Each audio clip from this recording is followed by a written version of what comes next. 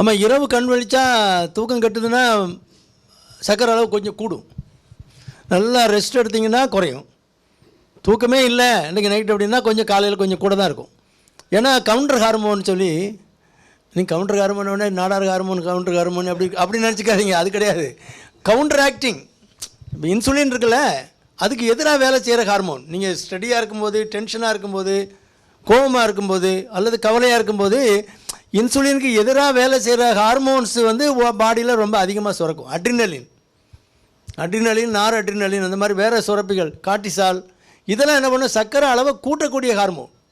அப்போது இதையும் கவுண்டராக்ட் பண்ணணும். இதுக்கு எதிராகவும் இன்சுலின் அதிகமாக சுரக்கணும்.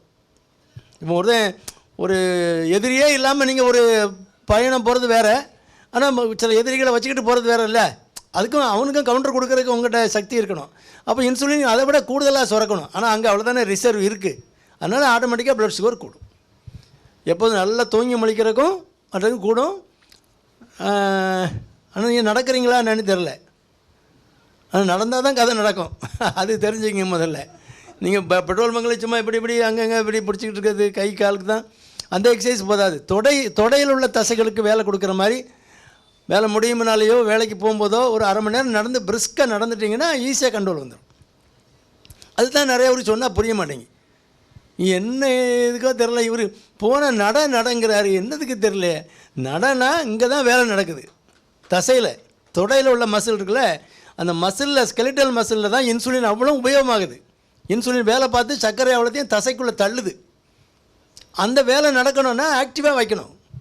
இப்போ 10 பேரை வேலைக்கு விட்டுட்டு நீங்கள் உங்கள் பாட்டில் வீட்டில் உட்காந்துருக்கீங்க, அங்கே வேலை நடக்குமா? ஒரு பையன் வேலை பார்க்கணும். பீடி குடிப்பான், அங்கே டீ குடிப்பான், கதை பேசிக்கிட்டு இருப்பான். உங்கள் வீட்டில் என்ன, அவன் எங்கே போனான், அவன் என்ன பண்ணிருக்கான், இவன் என்ன பண்ணியிருக்கான், அந்த கதை தான் பேசிக்கிட்டு இருப்பானே தவிர கதை நடக்காது. அதனால் நீங்கள் என்ன பண்ணணும், மானிட்டரிங் ஒரு ஆள் போடணும். அந்த ஆள் தான் வாக்கிங். வேலை நடக்குதா நீ பார்க்குறதுக்கு, நீங்கள் வேலை பார்க்குறீங்கள, அந்த மேஸ்திரி தான் வாக்கிங். அது பார்த்துக்கணும் இன்சுலின் வேலை செய்யுதா அப்படின்னு பார்த்துக்கணும். நீங்கள் ஒன்றும் செய்ய வேண்டாம், ஆட்டோமேட்டிக்காக வேலை நடக்கும். அந்த மாதிரி நீங்கள் தசைக்கு வேலை கொடுத்தீங்கன்னா ஆட்டோமேட்டிக்காக தசையில் போய் குளுக்கோஸு உள்ளுக்குள்ளே போயிடும். நீங்கள் கூட 2 இட்லி சாப்பிட்டீங்களா, நல்லா இருக்குது அப்படின்னு கொஞ்சம் கேசரியும் சாப்பிட்டீங்களா, கொண்டா கூட கொஞ்சம் குளுக்கோஸ் ஏறிட்டா உள்ளே தள்ளு அப்படின்னு அது பாட்டில் வேலை பார்க்கும். நீங்கள் ஒன்றும் வயிற்றுக்கு மட்டும் வேலை கொடுத்தீங்கன்னா கதை நடக்காது. அதனால் நல்லா நடங்க. நீங்கள் ஒழுங்கு ஃபிசிக்கல் ஆக்டிவிட்டி இல்லைன்னா பிரயோஜனமே இல்லை சுகர் கண்ட்ரோல். அதனால தான் உங்களுக்கு வந்த வினையே, ஃபிசிக்கலாக நீங்கள் ஆக்டிவாக இல்லாதனால தான் அந்த வினையே வந்தது, சர்க்கரையே வந்தது. அப்புறம் அதை கரெக்ட் பண்ணாமல் எனக்கு ஒரு மாத்திரை தான், இன்னொரு மாத்திரை, வேறு மாத்திரை இருந்தால் சேர்த்து எழுதுங்களா, எழுத வேண்டியதான். எத்தனை என்னத்தை எழுதினாலும் கணையத்தை போய் கசக்கி புழிஞ்சி இன்சுலின் எடுக்கணும். அங்கே இருந்தால் தானே வரும், சட்டியில் இருந்தால் தானே ஆப்பையில் வரும். ஒன்றும் கதை நடக்காது. நீங்கள் இருக்கிற இன்சுலின் ஒழுங்காக உபயோகப்படுத்தணுன்னா நடங்க.